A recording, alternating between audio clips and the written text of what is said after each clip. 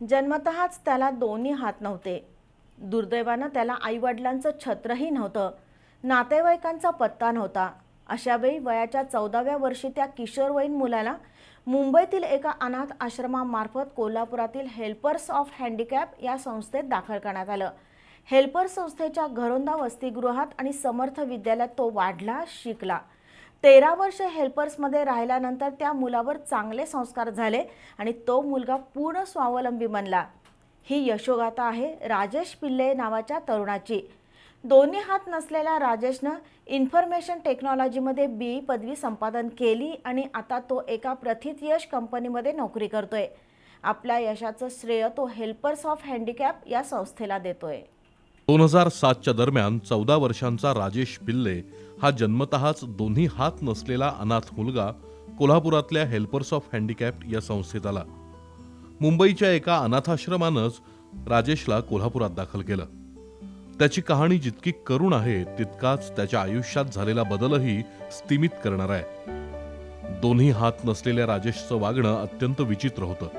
तो अतिशय विक्षिप्त आणि त्रासदायक वागायचा. शिवाय त्याला वयाच्या 14व्या वर्षी सुद्धा अनेक व्यसनं जडली होती. वर्तन समस्यांनी ग्रासलेला आणि व्यसनाधीन असा तो पौगंडावस्थेतला मुलगा होता. हेल्पर्सचे PD देशपांडे यांनी त्या मुलाला समजून घेतलं आणि त्याचे दुर्गुण कसे कमी होतील यावर विचारपूर्वक संस्कारांची मात्रा दिली. घरोंदा या संस्थेच्या वसतिगृहात राजेश राहू लागला आणि समर्थ विद्यालयात शिकू लागला. दोन्ही हात नसले तरी पायानंच तो लिहायचा, आपले दैनंदिन व्यवहार करायचा. 10वी झाल्यानंतर राजेशनं महावीर कॉलेजला 11वीसाठी प्रवेश घेतला. पण त्यावेळी त्याला अभ्यास झेपेना. शैक्षणिक अपयशामुळे दोन्ही हात नसलेल्या राजेशचा आत्मविश्वास डळमळीत होऊ लागला. पण राजेशकडं भाषिक कौशल्यापेक्षा तांत्रिक कौशल्य अधिक होतं. ही बाब PD देशपांडे आणि अन्य शिक्षकांनी हेरली आणि त्या दृष्टीनं राजेशला घडवायला प्रोत्साहन द्यायला सुरुवात केली. त्यानंतर राजेशनं शासकीय तंत्रनिकेतनमध्ये इन्फॉर्मेशन टेक्नॉलॉजी या अभ्यासक्रमातल्या डिप्लोमासाठी प्रवेश घेतला. डिप्लोमा करताना राजेशनं अनेक अडथळ्यांची शर्यत पार केली. पण अपयश पचवत आणि निर्धारानं त्यानं इंजिनिअरिंग डिप्लोमा पूर्ण केला. डिप्लोमामध्ये चांगले गुण मिळाल्यानं राजेशनं कराडच्या इंजिनिअरिंग कॉलेजमध्ये प्रवेश घेतला. हेल्पर्स संस्थेनं त्याच्या शैक्षणिक वाटचालीसाठी सर्वतोपरी मदत केली, पाठबळ दिलं. राजेशनंही संस्थेचा विश्वास सार्थ ठरवला आणि IT मधून BE पदवी घेतली. BE झाल्यानंतर राजेश बेंचमार्क IT सोल्युशन्स या कंपनीत सॉफ्टवेअर इंजिनियर म्हणून नोकरीला लागला.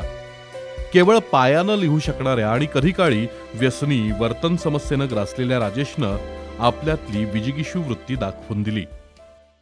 त्याच्याशी बोलत असताना असं एक लक्षात येत होतं की ह्याच्यामध्ये काहीतरी वेगळेपणा आहे की ज्याच्या आधारे याला योग्य दिशा मिळाली तर हा आयुष्यात नक्की काही चांगली प्रगती करू शकेल.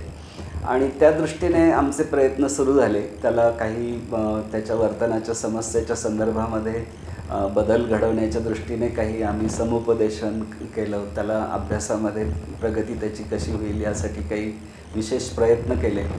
म्हणजे त्याचे दोन्ही हात जरी नसले किंवा त्याला वर्तनाच्या समस्या असल्या, त्याची पार्श्वभूमी खूप बिकट होती, तरीसुद्धा त्याच्यामधली जी जिद्द होती त्या जिद्दीच्या आधारे त्याने खूप मोठं यश मिळवलं. आज तो पुण्याच्या एका कंपनीमध्ये ज्युनियर सिस्टीम ॲडमिनिस्ट्रेटर म्हणून आहे आणि याच्या पुढच्या काळातही तो नक्कीच खूप चांगली प्रगती करेल.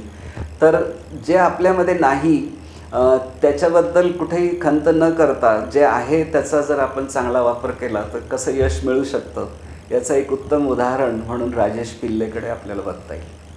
आपल्या आजवरच्या वाटचालीचं आणि यशाचं श्रेय राजेश हेल्पर्स ऑफ हँडिकॅप या संस्थेला देतोय.